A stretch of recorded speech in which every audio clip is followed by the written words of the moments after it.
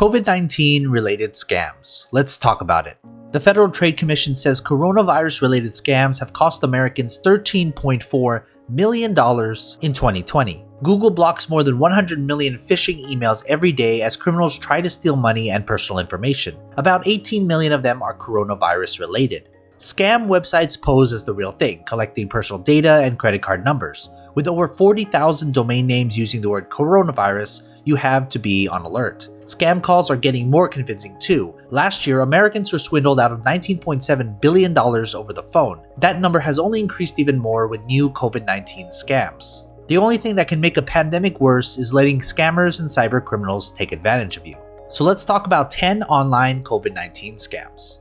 Number 1. Blood and saliva from COVID survivors. If you're desperate for immunity and are searching around the dark web, you might find blood and saliva samples from a coronavirus survivor and wonder about its possibilities. Could it be true that these bodily fluids for sale in an online marketplace would bolster your body against COVID? It's a hoax. You'll never see the blood, and even if it's true, other people's blood may be tainted with diseases such as hepatitis and HIV. Number 2. Expedited stimulus checks. Most Americans will expect a small boost from the government. Although the stimulus bill was slow to pass and even slower to make its way to your bank account, the best thing you can do is budget and wait. You may receive authentic sounding email offers and phone calls to expedite payment or even increase the amount on your check. Number 3. Fake coronavirus miracle cures. Quacks have been hawking fake cures since the dawn of time, and nobody wants to fall for the old snake oil trick. Still, it may be tempting to believe that Big Pharma doesn't actually have a vaccine, or that secret herbal pills can lessen COVID-19's effects. Unless the advice comes from a healthcare professional or the CDC, you can ignore it.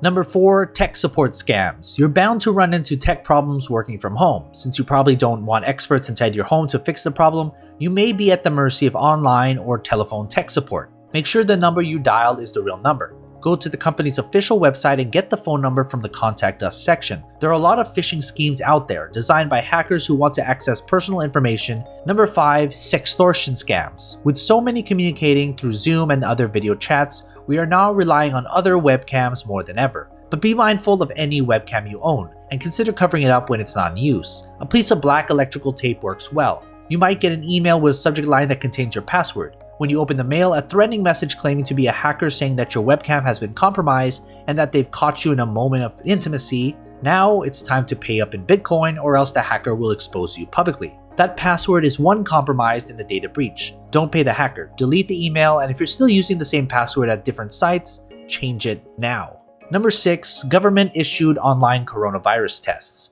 Coronavirus tests are in short supply, and many people are eager to find one. The FDA recently approved the first at-home test, a nasal swab said to be safe and accurate. That said, if you find a vendor selling coronavirus tests online, this is almost certainly a scam. You should always consult a physician before taking the test and follow the instructions closely.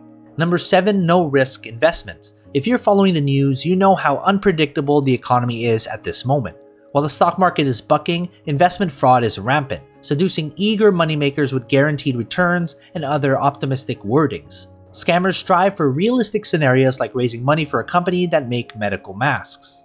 Number 8. Fake bosses and coworkers. From a hacker's perspective, the working from home economy is the perfect chance to break into a network, take over an email account, and send real-sounding messages to employees. Strange messages are harder to verify when workers are geographically spread out and everyone is worried about layoffs. Hackers may also impersonate your company's help desk, requesting your password for verification. Even if a request sounds legitimate, confirm details by phone.